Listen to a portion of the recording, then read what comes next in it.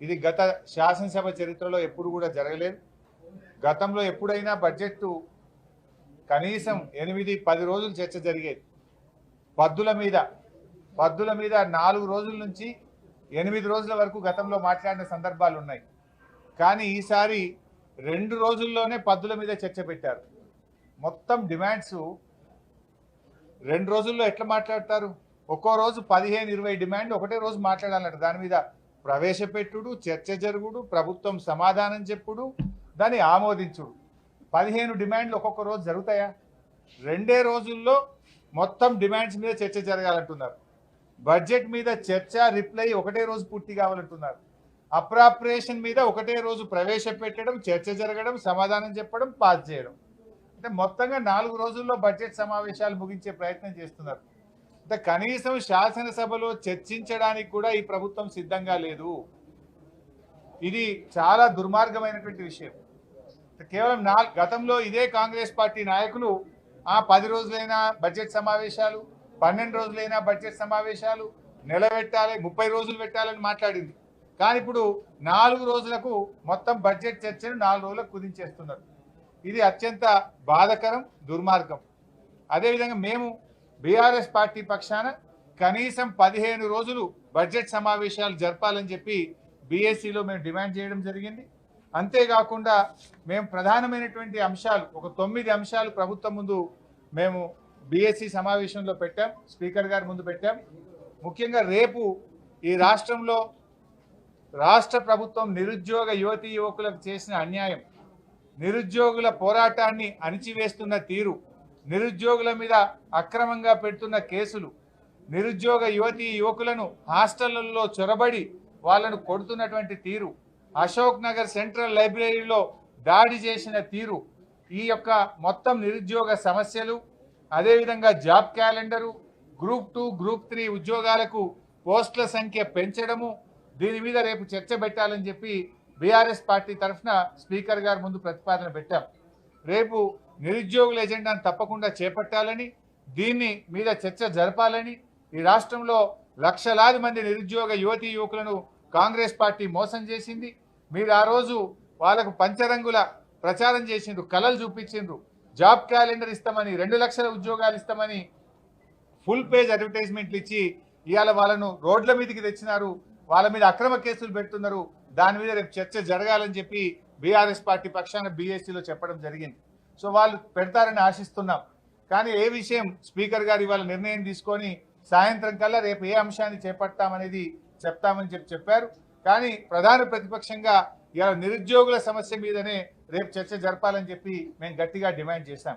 ఎందుకంటే మొన్న గవర్నర్ గారికి కూడా నిరుద్యోగుల సమస్యల మీద బీఆర్ఎస్ పార్టీ పక్షాన గవర్నర్ గారి దృష్టికి కూడా తీసుకుపోయాం.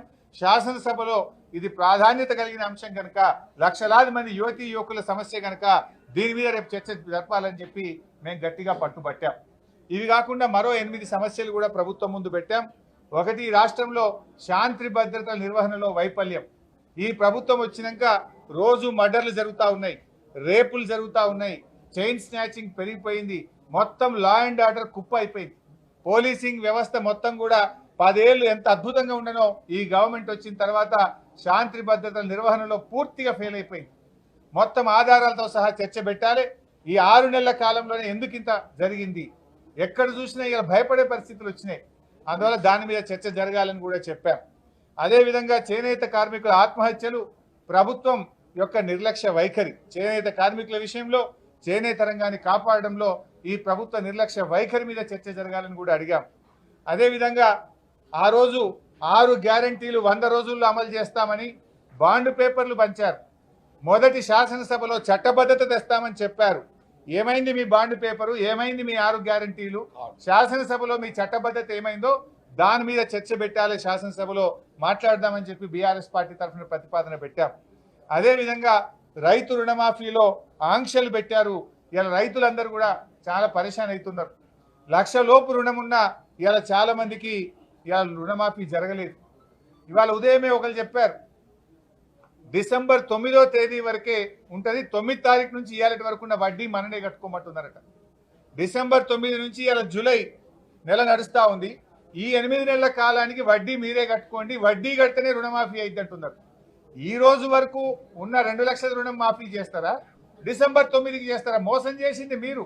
మొదటి సంతకం పెట్టమన్నారు, డిసెంబర్ 9 నాడే రుణమాఫీ చేస్తామని ఇవాళ వడ్డీలు కట్టుకోమని బ్యాంకులోళ్ళు రైతుల ముక్కుబిండి వసూలు చేస్తున్నారు. రేషన్ కార్డులో పేరు లేదని రుణమాఫీ ఆగింది. ఇంట్లో ఒకరికి ఉద్యోగం ఉందని రుణమాఫీ ఆగింది. రుణమాఫీ విషయంలో రాష్ట్ర రైతుల్ని కాంగ్రెస్ పార్టీ మోసం చేసింది కనుక దీని మీద చర్చ జరగాలి, రైతులకు భరోసానివ్వాలి, ఈ చర్చకు ముందుకు రావాలని చెప్పి కూడా బీఆర్ఎస్ పార్టీ కోరడం జరిగింది. అదేవిధంగా అన్ని పంటలకు బోనస్ ఇస్తామన్నారు. ఇప్పుడు ఓన్లీ సన్న వడ్లకే అంటున్నారు, మిగతా పంటల గురించి మాట్లాడతలేరు. ఈ పంటలకు బోనస్ విషయంలో, రైతు భరోసా విషయంలో చర్చ జరపాలని బీఆర్ఎస్ పార్టీ మా బీఏసీలో మేము కోరడం జరిగింది. అదేవిధంగా పల్లె ప్రగతి, పట్టణ ప్రగతిని అటకెక్కిచ్చారు. గ్రామ పంచాయతీలకు, మున్సిపాలిటీలకు నిధులు ఇస్తలేరు. మొత్తం పారిశుధ్య నిర్వహణ ఎక్కడికక్కడ నిలిచిపోయింది. గ్రామాల్లో డయేరియా, మలేరియా, డెంగ్యూ, వైరల్ ఫీవర్స్తో ప్రజలందరూ ఇబ్బంది పడుతున్నారు. హైదరాబాద్లో ప్రతి 3 ఇంట్లకు ఒక ఇంట్లో జ్వరంతో బాధపడుతున్నారు. ప్రజలు కష్టాల్లో ఉన్నారు. ఇవాళ మొత్తం ఈ ప్రభుత్వం స్థానిక సంస్థల్ని నిర్వీర్యం చేసింది. 1 రూపాయి విడుదల చేస్తలేరు కనుక ఈ స్థానిక సంస్థలకు ఇవ్వాల్సిన నిధుల మీద పూర్తి స్థాయి చర్చ జరగాలి. స్థానిక సంస్థలు, మున్సిపాలిటీలు, గ్రామ పంచాయతీల్లో ప్రజా ఆరోగ్యం దెబ్బతింటుంది. దాని మీద మాట్లాడడానికి కూడా మేము కోరడం జరిగింది. ఇదే కాకుండా ఫీజు రియంబర్స్మెంట్, కాలేజీ పిల్లలకి ఇచ్చే ఫీజు రియంబర్స్మెంట్ ఈ గవర్నమెంట్ వచ్చిన 8 నెలల్లో 1 రూపాయి ఇవ్వలే. ఇలా పిల్లలు రోడ్డు మీద పడతా ఉన్నారు. పిల్లలకు ఇలా సర్టిఫికెట్లు ఇస్తలేరు కాలేజీలోళ్ళు. 8 నెలల్లో 1 రూపాయి ఫీజు రియంబర్స్మెంట్ ఇవ్వకుండా మరి ఇలా విద్యార్థులను ఈ ప్రభుత్వం మోసం చేస్తూ ఉంది, ఇబ్బంది పెడతా ఉంది కనుక ఫీజు రియంబర్స్మెంట్ మీద కూడా డిస్కస్ చేయాలని చెప్పాం. ఇక 9వ అంశానికి వస్తే మరి గత ప్రభుత్వం మంజూరు చేసిన పనులన్నీ అర్ధాంతరంగా ఆపేశారు. ఆ పనులను కొనసాగించాలి, పెండింగ్ బిల్లులు విడుదల చేయాలి, అసంపూర్తిగా ఉన్న మన ఊరు మన బడి పనులు కానీ వివిధ కార్యక్రమాలన్నీ కూడా మధ్యలో ఆపుతా ఉన్నారు. ప్రగతి అనేది ఒక కంటిన్యూయస్ ప్రాసెస్. వాటిని పూర్తి చేయాలి, పెండింగ్ బిల్లులు విడుదల చేయాలి, అసంపూర్తిగా ఉన్న పనులన్నింటినీ కూడా పూర్తి చేయడానికి ప్రభుత్వం చర్యలు తీసుకునే దాని మీద కూడా చర్చ పెట్టాలని చెప్పి కోరాం. ఈ 9 అంశాల మీద కూడా శాసనసభలో మరి బీఆర్ఎస్ పార్టీ తరఫున మేము ప్రతిపాదించాం. వీటన్నిటి మీద కూడా ప్రభుత్వం ముందుకు రావాలని శాసనసభ స్పీకర్ గారిని, ప్రభుత్వాన్ని కూడా మేము కోరడం జరిగింది. ఇకపోతే కేంద్ర ప్రభుత్వం ఇలా బడ్జెట్ ప్రవేశపెట్టారు. ఇలా కేంద్ర బడ్జెట్లో చూస్తే నిజంగా బాధ కలుగుతూ ఉంది. తెలంగాణ అనే పదమే ఉచ్చరించలేదు. ఆంధ్రప్రదేశ్ పేరు చాలాసార్లు ఉచ్చరించారు. సరే ఇవ్వండి, ఆంధ్రప్రదేశ్కి ఎందుకు ఇచ్చారని నేను అనను. ఆంధ్రప్రదేశ్లో పోలవరం త్వరితగా పూర్తి చేస్తామన్నారు, క్యాపిటల్కు డబ్బులు ఇస్తామన్నారు, వెనుకబడిన జిల్లాలకు డబ్బులు ఇస్తామన్నారు, ప్రత్యేకంగా అనేక సార్లు ప్రకటించారు. సంతోషం. కానీ తెలంగాణ విషయం ఏమైంది? మరి ఈ ప్రభుత్వం ఏం చేస్తూ ఉంది?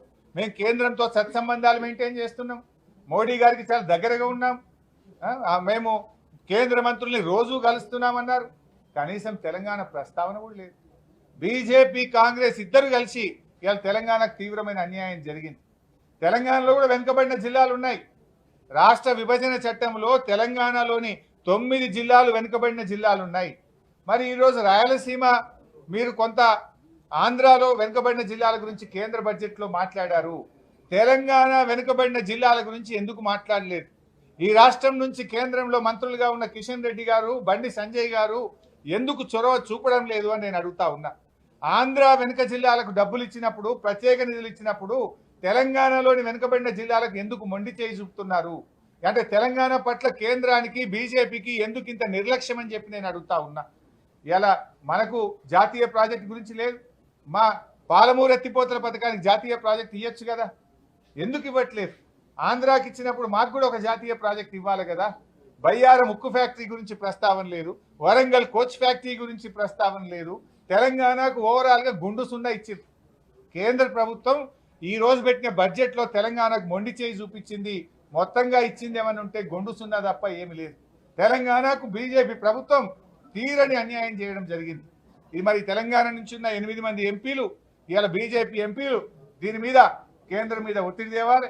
ఈ రాష్ట్రం నుంచి కేంద్రంలో ఉన్న మంత్రులు తెలంగాణకు జరిగిన అన్యాయం మీద స్పందించి ఈ రాష్ట్రానికి నిధుల్లో వాటా దేవాలని చెప్పి బీఆర్ఎస్ పార్టీ డిమాండ్ చేస్తుంది.